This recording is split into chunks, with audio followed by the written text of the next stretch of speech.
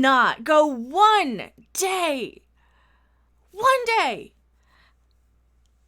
where these toxic media news outlets just take one day to stop attacking fans.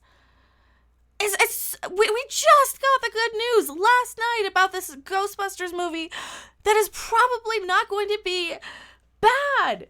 Hopefully. I mean, it's heart's in the right place. The people are making it with the right people, from the right perspective, with the right type of story that fans want.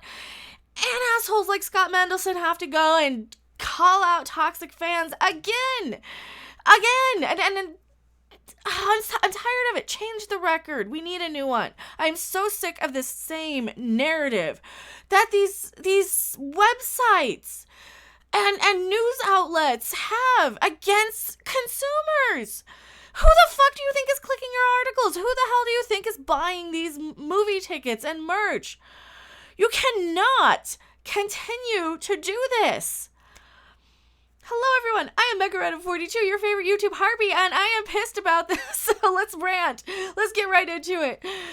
This came from the news of yesterday. The news yesterday dropped. Jason Reitman, son of filmmaker Ivan Reitman, is making a sequel to Ghostbusters. The real ones, the real Ghostbusters. Ghostbusters 1 and 2, and yes, I know, I'm very much aware of the Filmation does own the rights. I'm very much aware of the history of Ghostbusters. When I say the real Ghostbusters, I'm talking the real Ghostbusters in all of our hearts. The real movie Ghostbusters. It's gonna be an actual sequel this time. It's not gonna be a bunch of crappy improv about wontons and queef jokes this time. It's not going to be a bunch of people telling us that we're horrible if we don't like a movie. That we're just sexist if we don't like a movie. Hopefully. God, I hope it's not. But the media's at it again. The media's at it in full force. Scott fucking Mendelson with his fucking face right there. What do we... I don't even want to read what you have to say, but I know I've seen some of this. It gets worse. Jason Reitman, son of Ivan Reitman, will be directing and co-writing yet another Ghostbusters movie, and there's already an announcement teaser. Yeah, that was awesome. We actually... I broke the... I probably was one of the first people who had the story go live, or I didn't go live, but my video probably went live before a lot of other people with the story last night, and I am pleased as punch. Just recap. So excited to see a Ghostbusters sequel that is not a sequel to that Answer the Call horrible piece of crap, Ghostbusters 2016, probably one of the worst movies I've seen ever. I will leave my rant about Ghostbusters 2016 in the description below. I think it's worth a view if you haven't seen it. Unlike the Paul Feig directed reboot from 2016, which ignited a firestorm of online controversy for I'm going to correct you. For insulting the fan base. I wish I could get like a little pen. That's what I need. I need like a tablet thing where I can just write and I can correct. Insulting the fan base and calling everybody toxic male basement dweller neckbeards. No, that is what the online controversy was, for making an unwanted reboot. No, the controversy wasn't for starring 4 women. It's for insulting the fans. Get your narrative straight. This will be set in the same world as the first 2 Ghostbusters movie, essentially acting as a long-threatened Ghostbusters 3. Threatened. How about long-teased? That's a better word, because when you say threatened, you act like it's a bad thing. You're putting that negative connotation in your article like it's a bad thing. Just like you're saying it's all your fault, you horrible, horrible, toxic fans, you. Fuck you, Scott Mendelson. The goal is to shoot the as-of-yet uncast movie this summer and make it Sony's big summer 2020 offering. Little is known about the film's plot or who among the original cast will return, but an educated guess would presume another legacy sequel which combines new young heroes with the original cast acting as mentors or elder statesmen. Gee, the movie that everybody wanted.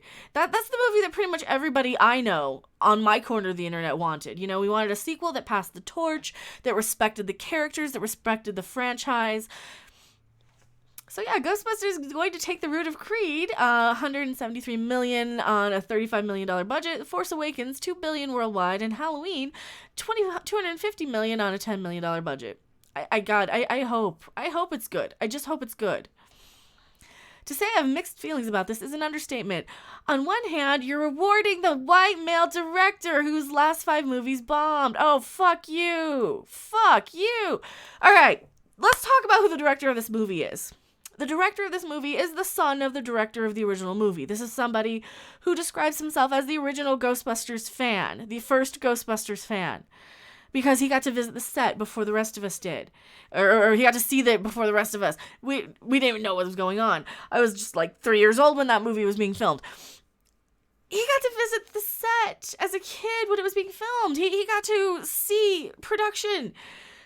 This is who you want making the movie. Also, it doesn't matter if his last few movies bombed. He is actually an accomplished filmmaker.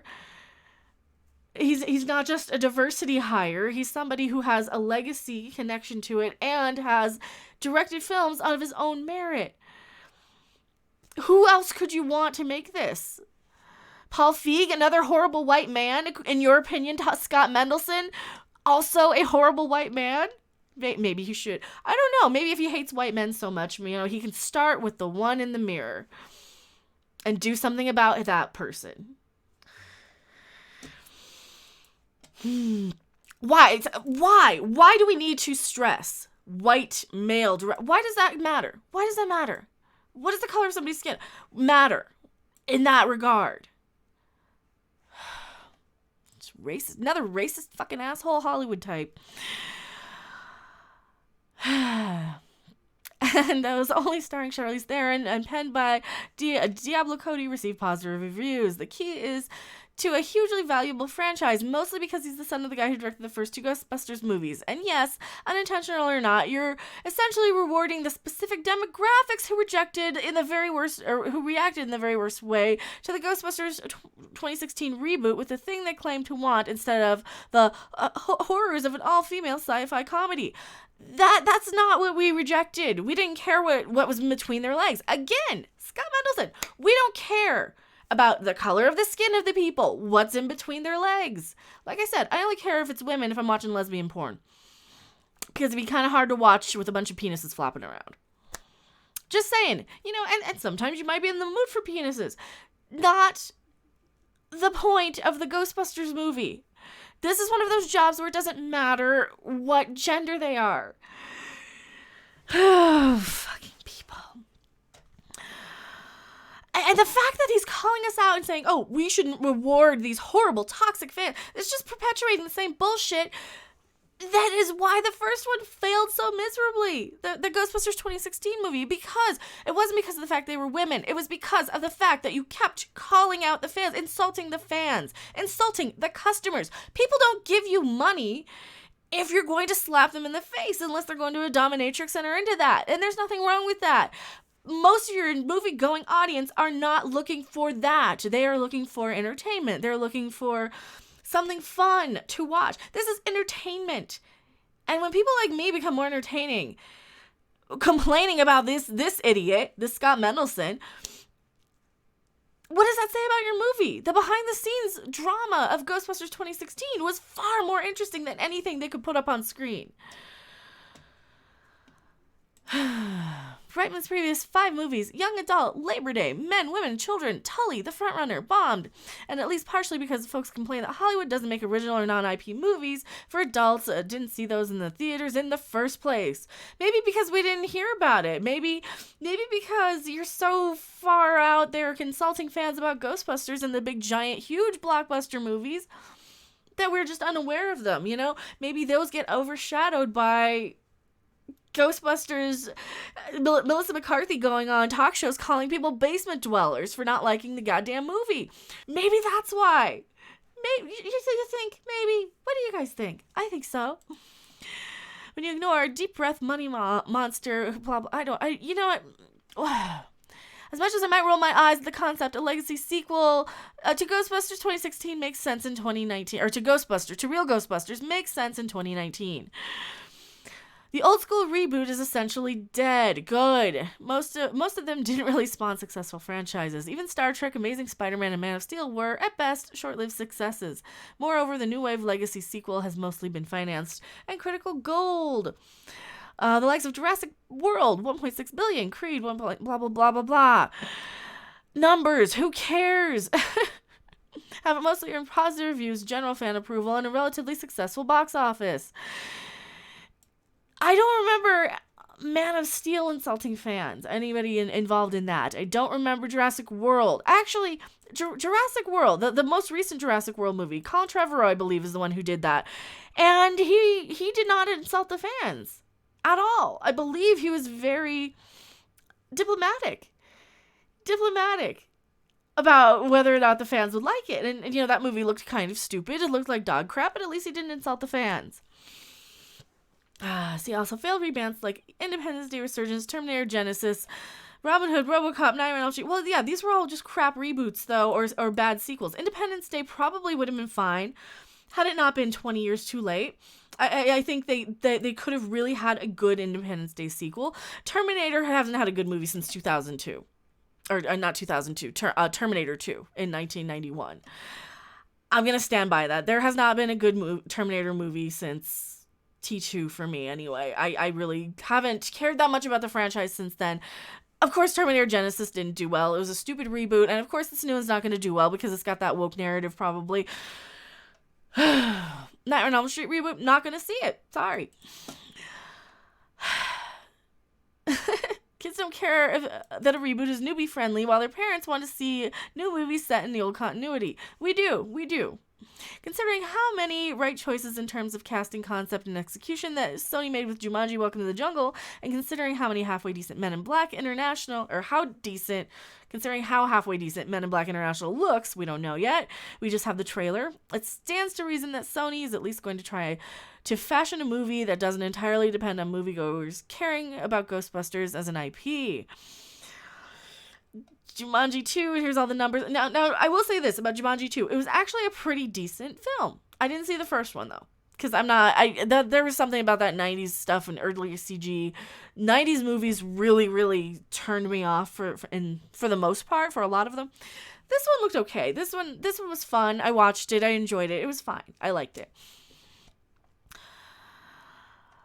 Jason Reitman co-writer Gil Keenan from Monster House will have to look at the IP not as a crutch, but as an obstacle to overcome if they can offer a splashy cast, Jumanji: Welcome to the Jungle, at least some of the main cast returning to play, and an interesting hook that sounds interesting even to folks who didn't necessarily need Ghostbusters 3, then Sony might have an easy layup on their hands. Is that sports ball? I think that's sports ball.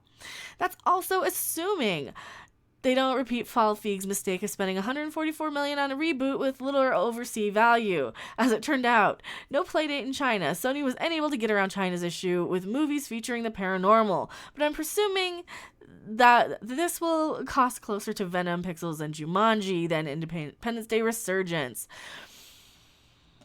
Here's the thing.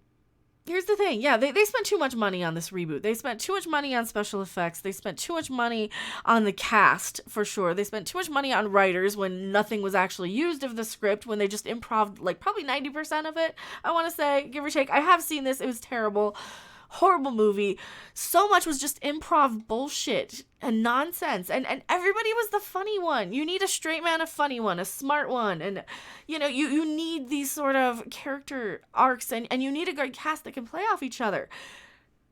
Not this bad improv. I mean, and improv is fine if it's done well. Not in like a mainstream blockbuster sort of movie. Yes, if Bill Murray doesn't return, we could end up with another Independence Day Resurgence where everyone came back except the big star. But that's where the budget comes in. All right, I'm going to assume that Bill Murray and pretty much all of the original cast of Ghostbusters are probably contractually obligated for a certain amount of sequels, if not all sequels or something. And that is why they had to bring him back for the 2016 disaster.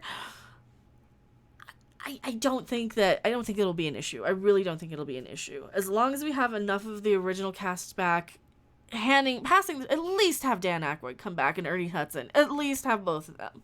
Please. Oh, I don't think it's going to be too bad. I'm so hyped up, though, that I'm probably not thinking clearly that much on this one. I am very excited for it. Oh, the notion of Jason Reitman following up 5 straight adult skewing flops with a sequel to his dad's classic 1980s comedy is every bit as failing upward, as cynical as it sounds. No. See, we call out people for failing upward when they make a lot of bad movies that, like, insult the fans. Failing upward. Alright, he's making a bunch of indie movies that are bombing, but he's actually kind of earning his way up. He's earning his way through the ranks. He's not, like, getting handed the keys to the Porsche straight out the gate. This guy's been making movies for a very, very long time. And don't start sentences with the word "and." Please, Scott Mendelson. I call it Alex Kurtzman all the time for this. The idea of giving the most disrespectful Ghostbusters fanboys, like the ones who temporarily drove Leslie Jones off Twitter. Oh, fuck you. Fuck you, Scott Mendelson. This was probably as much bullshit as Kelly Marie Tran, and I wish I was covering Ghostbusters when it came out, because this stuff, I wish I could go back to that and find a quote where it didn't happen, because who knows if it did anymore, because we know Kelly Marie Tran shit was fake for the Last Jedi, and her being bullied off of Instagram. No, she wasn't. It was faked. Right, I'm done with giving this guy any more time of day. Scott Mendelson, go fuck yourself, please. If you hate white people that much, there's one you can just completely get rid of, and I'm not saying to do anything. You know what you'd have to do. I'm not telling you what to do. You have that much hatred in your heart for white people, especially white men, especially fans. Start with the one in the mirror, Scott Mendelson. I'm so sick of your shit. I don't like hovering around the channel, but it makes for good rants. So I don't know. What do you guys think? What are your thoughts on what Scott Mendelson has to say about us? Please tell Scott Mendelson everything you want to in my comment section below. Thank you guys so much. I am Mecha Random 42, and I will see you guys on the next live stream or video. I do a lot more videos than live streams. Wow. But yeah, thank you guys so much. Bye. Thanks for watching. If you liked it, make sure to hit that like button. And if you want to see more, don't forget to subscribe. See you in the next video. Bye.